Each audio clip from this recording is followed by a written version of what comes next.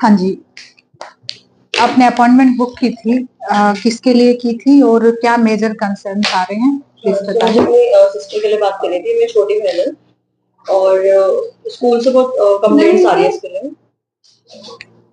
School से बहुत complaints आ रही है इसके लिए और टीचर्स भी बिल्कुल मतलब बता रही है कि फोकस नहीं कर पा रही स्टडीज पे, और जैसे कभी चेयर पे बैठती है तो उठ जाती है उसी टाइम। अभी भी ये ऐसी चीजें कर रही है, तो वहाँ पे भी अटेंशन नहीं दे पाती है चीजों को लेकर। अब हमें समझ नहीं आ रहा है क्या हो रहा है इसके साथ, और फोकस नहीं कर पा रही किसी भी चीज को लेके। थोड़ी देर बैठती है, उस टाइम पे टेंशन दे रही है, बट अनइंटरेस्टेड नॉन इंटरेस्टेड से फील करते कि बिल्कुल उस पर ध्यान नहीं देना, और वहां से उठ जाएगी और चीजों को प्रायोरिटाइज नहीं कर पाती जितना हम नोटिस कर पाते हैं इसके साथ। ओके, आप बैठिए। क्या नाम है आपका?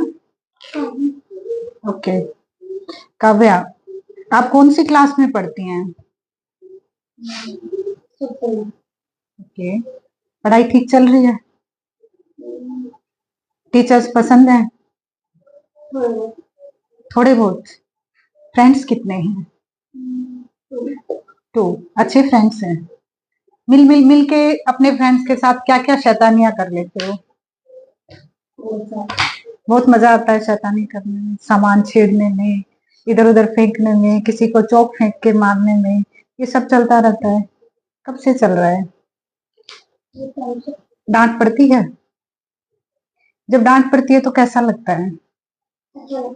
अच्छा लगता है, मजा आता है। ठीक है, तो अब तक यही हो रहा होगा। हाँ, तब से यही चल रहा है। स्कूल से भी बहुत कंप्लेंट्स आती है, जब डांट पड़ती है तो इतना फर्क नहीं पड़ता स्टार्ट करने। आपने बताया कि काव्या की एज जो है वो 11 है, तो काव्या 11 इयर्स के कब से आप देख रहे हैं कि इसका व्यवहार इसी तरह का है?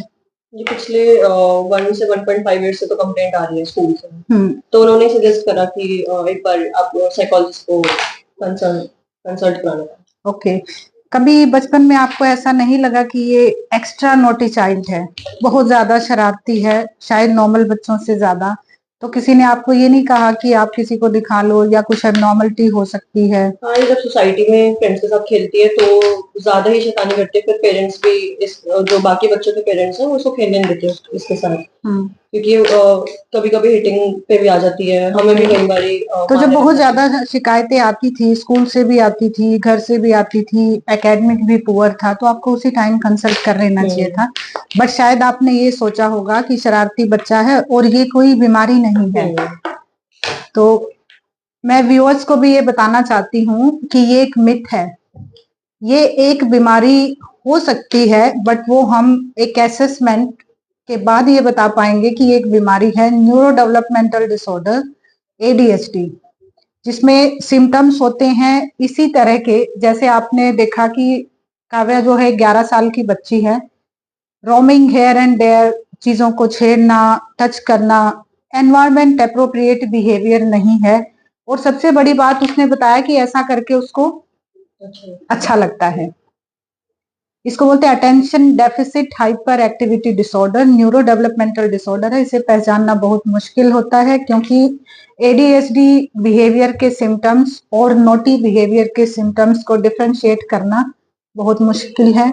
अक्सर पेरेंट्स, केयर गिवर्स, गार्डियंस ये गलती कर जाते हैं कि ये जो बिहेवियर है ये आगे चल के ठीक हो जाएगा, और इसमें लोग बोलते रहते हैं हमारा भी ऐसा था या हमारे किसी नॉन का ऐसा था, या ये कोई कुछ नहीं होता, साइकोलॉजिस्ट के चक्कर में मत पड़ो, स्कूल वालों की बातें मत मानो, ये सब इनके टेम्पर टेंट्रम है या फिर ये इनकी फॉर्मेलिटीज है या आजकल बहुत ज्यादा हो गया है। ऐसा कुछ नहीं है, हमेशा से बच्चे शरारती रहे हैं, लेकिन अब ये एक मेजर कंसर्न है, इसलिए बी केयरफुल अबाउट इट। हालांकि आप काफी लेट आए हो लेके, बट इट्स ओके। अभी भी हम एक इन्वेस्टिगेशन, थोरो इन्वेस्टिगेशन के जरिए पहले ये पता लगाएंगे कि ये एग्जैक्टली ADHD ही है या कोई और प्रॉब्लम है। उसके लिए मुझे डिटेल केस हिस्ट्री इनके पेरेंट्स से भी लेनी होगी, जैसे आप तो इनकी बड़ी बहन है, पर मैं एक फैमिली सेशन आपको रेकमेंड कर रही हूँ। अगले सेशन में आप अपनी फैमिली पेरेंट्स के साथ आइए, और टीचर्स का भी एक फीडबैक फॉर्म हम आपको प्रोवाइड कराएंगे, वो आप लेके जाइएगा, उसको टीचर्स से भी फिल करा के लेके आइए कि वहां पे इनका बिहेवियर और एकेडमिक रिकॉर्ड कैसा है।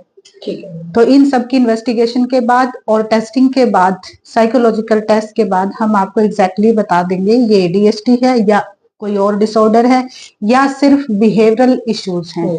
जैसा डायग्नोसिस बनेगा या इंटरवेंशन में जो आएगा उसी के अकॉर्डिंग हम इनका बिहेवियर मॉडिफिकेशन प्रोग्राम आपको बना के देंगे, उसमें आपकी हेल्प करेंगे और आपका ये इशू रिजॉल्व हो जाएगा।